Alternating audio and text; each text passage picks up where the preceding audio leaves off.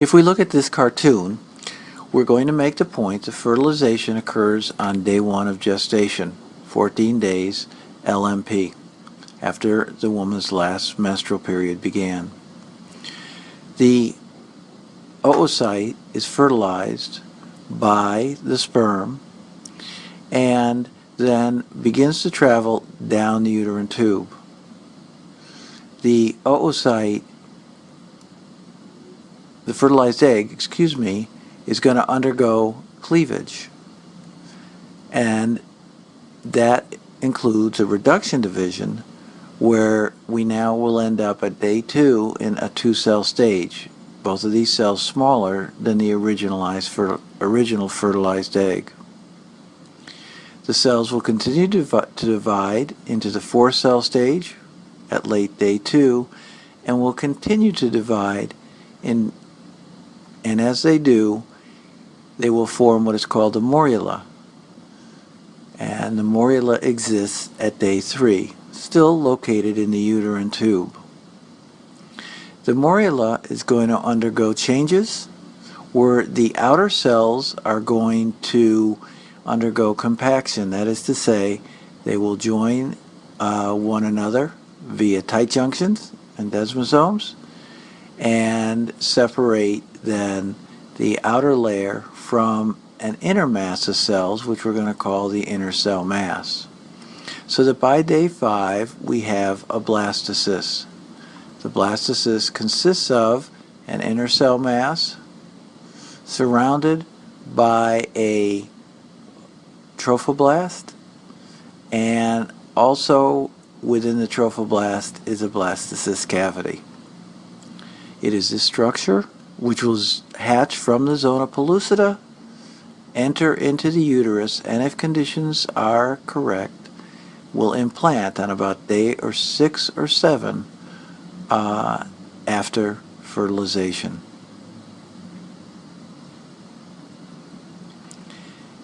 If we look at this image from the Pacific Fertility Center,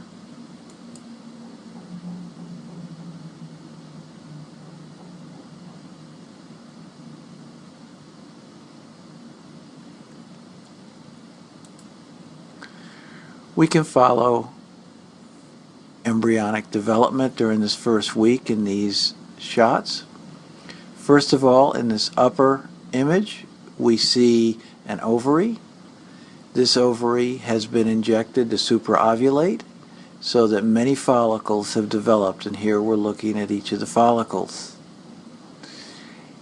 During in vitro fertilization, eggs that are ovulated are retrieved and fertilized in vitro. This next image shows a fertilized oocyte just after fertilization. You can see the 2 pronuclei. This next image shows the 4-cell embryo which we described, and below that an 8-cell embryo. This occurs at about the 3rd day of development. Here we can see a hatched embryo as it is about to make its way into the uterus. In this case, this will be injected into the mother's uterus, but in vivo, it is the hatched embryo that's going to reach the uterine cavity and then implant.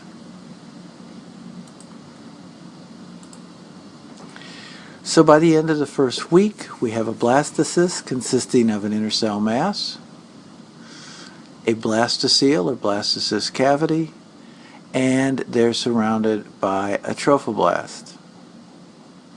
The trophoblast is going to give rise to the fetal components of the placenta. The inner cell mass is going to give rise to the embryo. In this image, we've simply taken the blastocyst and brought it close to the endometrial lining, the epithelium of the uterus, where if implantation is going to occur, it will occur in the uterus, along the uterine lining. We can also identify in the uterus uterine glands, and uterine arteries that are found in the endometrium.